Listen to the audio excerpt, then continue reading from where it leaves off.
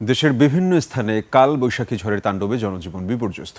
কোথাও ঝোড়ো হাওয়ার সাথে ভারী বৃষ্টি, আবার কোথাও গুড়ি গুড়ি বৃষ্টিতে বিপাকে মানুষ। এদিকে জামালপুরে কালবৈশাখী ঝড়ে গাছ চাপায় মা ও দুই মেয়ের মৃত্যু হয়েছে।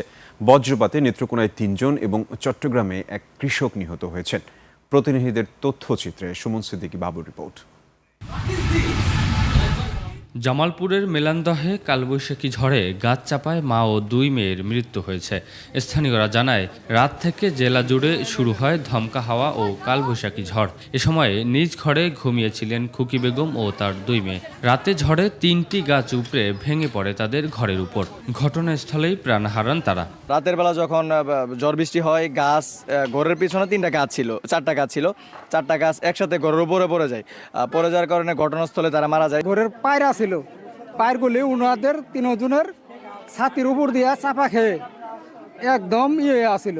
ওজন আগে টিন কাটছি, টিন কাটটা টিন আঘারাইয়া তারপরে পার কাটছি, তারপরে কাটছি, কাইরা তারপরে নাচ বাই করছি। নেত্রকোনায় বজ্রপাতে 3 জনের মৃত্যু হয়েছে। সোমবার সকাল ও দুপুরে জেলার বিভিন্ন স্থানে এ ঘটনা ঘটে। ধনু নদের পাড়ে মাছ ধরতে গিয়ে মারা যান আব্দুল মোতালিব। আর সাতগা গ্রামে ধান শুকাতে গিয়ে নিহত হন কৃষক মোনায়েম খা। একই সময় কৃষ্ণপুরের হাওড়ে ধান কাটার সময় বজ্রপাতে প্রাণ হারান শ্রমিক শুভ মণ্ডল।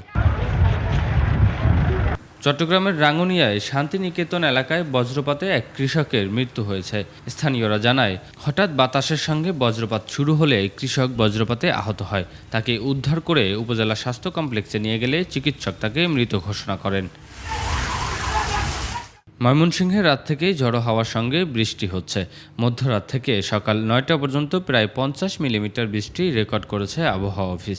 বৃষ্টিতে বোরো ধানের ক্ষতি হচ্ছে। গাইবান্ধায় গতকাল দুপুর থেকে ঝড় বৃষ্টি চলছে। এতে বসতবাড়ি, বৈদ্যুতিক লাইন এবং ফসলের ব্যাপক ক্ষয়ক্ষতি হয়েছে। ঠাকুরগাঁওয়ে টানা 2 দিনের কালবৈশাখী ঝড়ে অসংখ্য গাছ উপড়ে ঘরবাড়ি বিধ্বস্ত হওয়ার পাশাপাশি ফসলের ক্ষতি হয়েছে। বিদ্যুতের মেইল লাইনের তার ছিঁড়ে যাওয়ায় গোটা জেলা বিদ্যুৎহীন হয়ে পড়েছে। সুমন সিদ্দিকী বাবু, 21 টেলিভিশন।